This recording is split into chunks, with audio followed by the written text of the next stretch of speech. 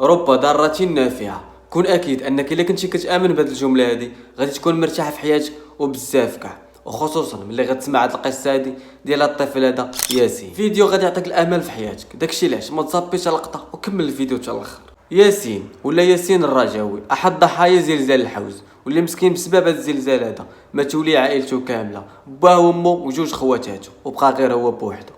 ياسين بان في واحد الفيديو لابس التوني ديال الراجا، سولوه الصحافه شنو غادي دير في حياتك من بعد ما فقدتي العائله ديالو. ياسين جاوبهم وهو متاثر والدموع في عينيه، قال لهم باللي باغي نحقق الحلم ديال والديا، واللي هو نكمل قرايتي ونلعب في نادي الرجاء الرياضي البيضاوي. ومن بعد ما انتشر الفيديو ديال ياسين شافتو كاع الجماهير المغربيه وخاصه الجماهير ديال الرجاء الرياضي، واللي تعاطفوا معاه بزاف وكاملين بارطاجيو الفيديو حتى وصل لاداره نادي الرجاء الرياضي البيضاوي. وهنا الرئيس ديال الرجاء اللي هو البودريقه كلف المسؤولين انهم يقلبوا على هذا السيد هذا ويجيبوه له حتى لعنده. وهذاك الشيء نيت اللي كان بالضبط. المسؤولين ديال نادي الرجاء قدروا انهم يوصلوا للدري وجابوه الاكاديميه ديالهم في الدار البيضاء، واستقبلوه استقبال الكبار وداروا معاه حوارات صحفيه، ودخلوه حتى الملعب فين كيلعبوا اللعابه الكبار وسلم عليهم كاملين عزاوه وحاولوا يواسيوه شويه ويخفوا عليه الالم ديالو ولو غير شويه.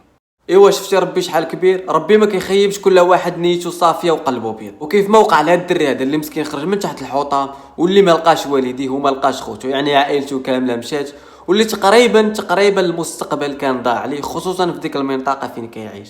ولكن ربي كبير وما كيخيبش كل واحد نيته صافيه وقلبه بيض. وها هو ياسين دابا غادي يتكلف به اداره الرجاء الرياضي، وغادي يبقى معاهم في الاكاديميه وغادي يكمل قرايته او ميمطو غادي يبقى يلعب مع الشباب ديال الرجاء حتى يوصل ان شاء الله للفريق الاول. وعلاش لا ان شاء الله شي نهار نشوفوه في المنتخب الوطني المغربي ديالنا. الله يسهل عليه ويا ربي تكمل عليه، وان شاء الله نشوفوه انسان ناجح في حياته، ويا ربي تسهل على كاع الضحايا ديال دوك الزلزال المساكن. وهذه بادره انسانيه زوينه شفناها من نادي الرجاء الرياضي، واللي ما كرهناش نشوفوا كاع الفرق الوطنيه كدير نفس البادره. وتا هنا كيكون تسالى الفيديو ديالنا، ما تنساش خلي لي لايك ديالك تعني ليا بزاف، وما تنساش بارطاجي الفيديو مع صحابك اللي عجبك بطبيعه الحال، والا كنت اول مره كتشوفني ما تنساش خلي لي متابعه.